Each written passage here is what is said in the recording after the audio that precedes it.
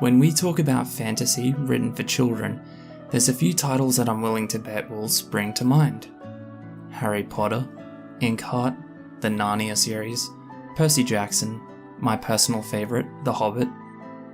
There is another though that might bring back some memories of a more simple time. I'll tell you the name, but most people recognise it for the artwork on the covers.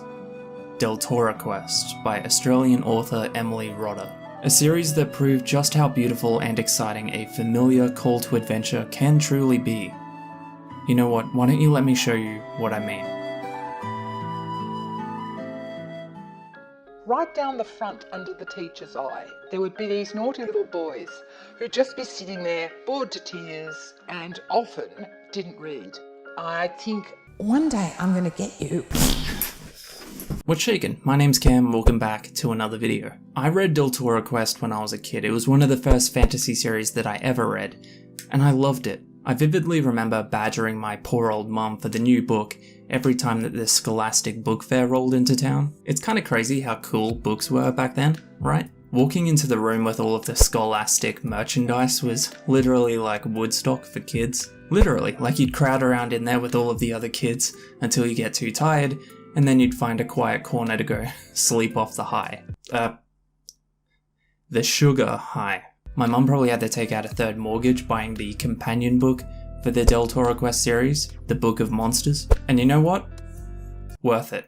Sorry, Mum. I recently reread this series in an attempt to find out how much of my fond memory was simply nostalgia. And I have to tell you, I think you'd be really surprised with just how well this story holds up today as an adult.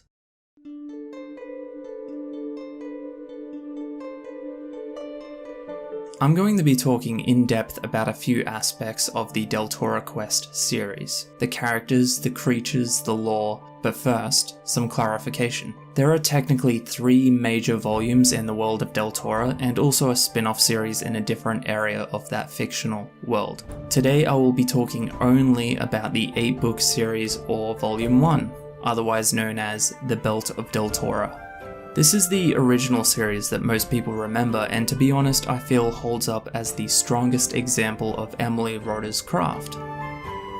I suppose the first thing I should talk about is the surprising amount of other media that came out of this series. You see, while Deltora Quest was an international bestseller, it did surprisingly well in one of the last places that people, at that time, expected.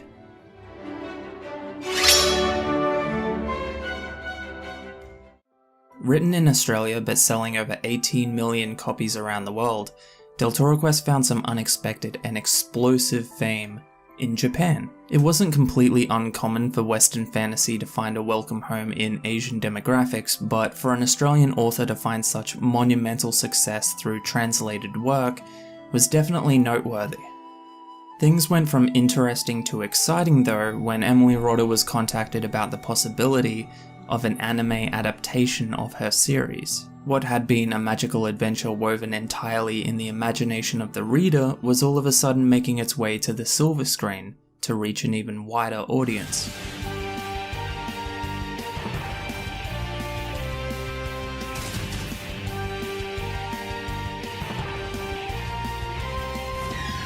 Like it is with most adaptations, readers who cherished the series before the cartoon will generally dislike the show and the liberties they took with the stories, but the anime as a whole was successful and is a beloved treasure trove of nostalgia to a lot of people. Personally, while I feel that it's not like the best anime in the world, I do really appreciate how closely they stuck to the source material. You can tell that the show was created with a real passion and love and respect for the characters and the stories that Emily Rodda created. Plus, it was just really cool to see those stories and characters on the screen. And also, as an Aussie, I just have to be proud of one of our own breaking that cultural barrier. Fun fact that not many people know, but there was actually a Japanese exclusive Nintendo DS Deltora Quest game. Just your classic top-down retro RPG, but a very cool achievement for the series nonetheless. Emily Rodda did also say in an interview that a Hollywood movie studio had bought the rights to the movie, but being that it's been about 10 years since then, it seems unlikely that will surface. It's quite common for movie studios to buy the rights to popular franchises just so that they have it in their back pocket. It's a little bit disappointing that they never made a movie, but To be honest, it may be for the best. I mean, look what they did to Aragon.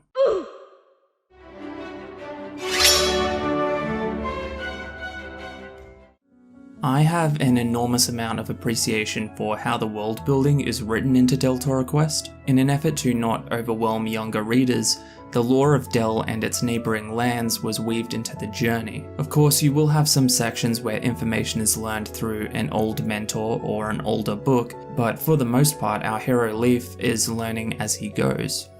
Without spoilers, here is a summarised history of the world of Deltora leading up to the series, the Belt of Deltora. Originally, there were 7 tribes. They lived in varying degrees of peace or indifference. 7 different groups or races across Deltora who worked in a calm state of harmony with one another. An evil and powerful disembodied entity known as the Shadow Lord swept over Deltora, bringing with it horrifying monsters and decay. Things were looking pretty dire until a common blacksmith from Del named Aiden visited each of the 7 tribes. He begged and convinced them to lend him their gems of power, enchanted stones with special abilities that each tribe was tasked to protect. While difficult, Aiden did succeed in acquiring all of the stones, and he forged a magnificent belt in which to set the stones. Their combined power allowed him to drive back the darkness and defeat the Shadow Lord. When the job was done, it was decided to make Aiden a king, entrusted with the responsibility to protect all of Deltora, should the Shadow Lord ever come back. Unfortunately, as the line of Aiden continued, the story of the Shadow Lord became more myth than history. The royalty in Del grew lazy and spoiled, and eventually the belt was locked away, only to be worn on special occasions. So that is an extremely condensed version of the lore of Deltora Quest, in the first series at least. While I do cringe a little bit every time I have to say Shadow Lord, remembering that this was written for young teenagers, that is quite a solid setup for a high-stakes adventure. This is lore that is expanded on as the story progresses, especially in the follow-up volumes.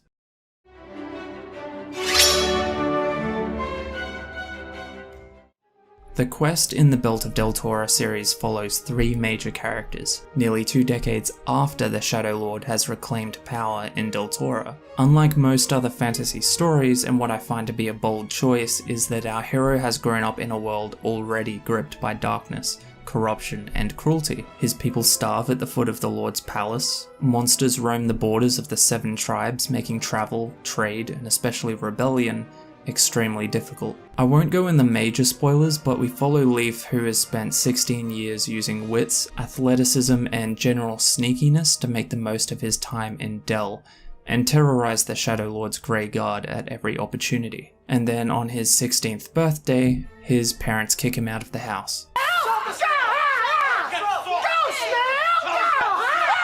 To be specific, his father reveals that he, as a child, was a friend of the king before the Shadow Lord's return. They tell Leif about the day that everything changed, about the belt, about the gems that have been scattered across Deltora, and about their only hope for peace. To Leif's shock and surprise, they give him the empty belt of Deltora and task him with recovering it to its former glory.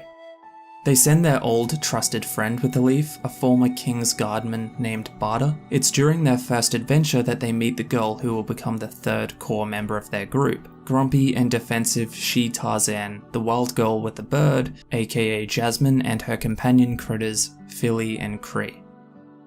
On a personal note, one of my all-time favourite tropes in fantasy, and perhaps partly because of this series, is a small group of unlikely companions on a long adventure forging a really strong and intimate bond. Deltora Quest is one of the best examples of this. You have Leif, who can at times be overly confident and relentlessly heroic, but at other times shows signs of a truly homesick and terrified 16-year-old. You have Jasmine, a girl orphan who grew up in a forest infested with dangerous monsters. She's distrusting and disobedient, independent to a fault. Then you have Barda, the oldest of the trio and the only actual adult. A stern military man who was once a proud Kingsguard and now finds himself stuck with, and responsible for, 2 inexperienced and extremely impulsive kids. It's a recipe for disaster, and a lot of times it is, but it's also all the more special when you get those moments where you see these characters starting to care for each other, growing protective of each other, becoming family.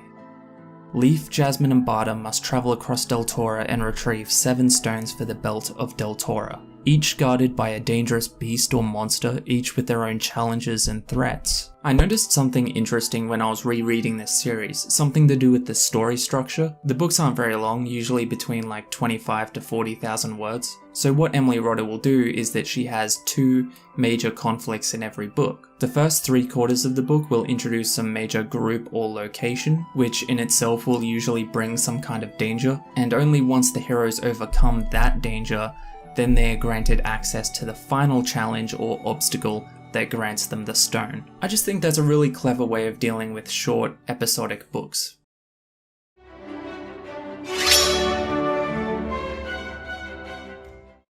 So I do want to discuss something really quickly about Emily Rodda in particular, because it's very interesting, albeit probably nothing big. Before I did my reread of this series, I was looking around online for Deltora Quest stuff, and I came across a video titled, "Who Really Wrote Deltora Quest? An Investigation." Before I say anything else, I want to clarify, it's a good video. The 2 blokes obviously put a lot of effort into getting their facts straight, so no shade to them whatsoever. Anyway, long story short is that they interviewed a very prominent Australian author named Richard Tulloch, who claims that Emily Rodda, or Jennifer Rowe by her actual name, didn't really write the Deltora Quest books. Although it's a bit confusing whether Richard is saying the ghostwriting was done by him or someone else. This is kind of a huge claim considering that there is not a single drop of information to back this up. The thing is that it's such a big claim by such a well-known and respected author in the industry that I would be inclined to believe him. However, I'm still pretty skeptical. I'm skeptical because Emily Rodda hasn't been vague about her writing process like most authors in this situation are. She has talked pretty explicitly and openly about how and where she wrote Deltora Quest. Also, I'm not sure about the legalities of Emily Rodda outright taking credit for the actual writing of Deltora Quest, if she didn't do so.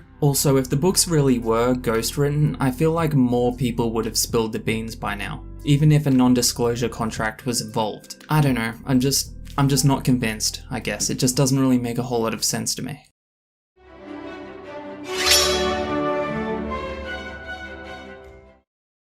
I loved Deltora Quest as a kid, and I am overjoyed to be able to say that I still do. If you approach it for what it is, this series is a fun, exciting, surprisingly dark and charming read. There were a lot of very common tropes in there, but the approach to them was impressively unique, and in some cases the narrative contained twists that surprised me, even on the reread. I'll always associate the iconic illustrations of Mark McBride with my childhood, and not only that, but a childhood that led into a passionate love for storytelling and adventure. I hope that this series and the ones that followed remain as popular in the future as they are now, and I hope Emily Rodda knows just how many children she has made feel like they were in a world more magical, even if just for a bit. Thanks for watching, especially if you watched this far, I really do appreciate it. That's about it. Thanks for watching, guys. Catch ya.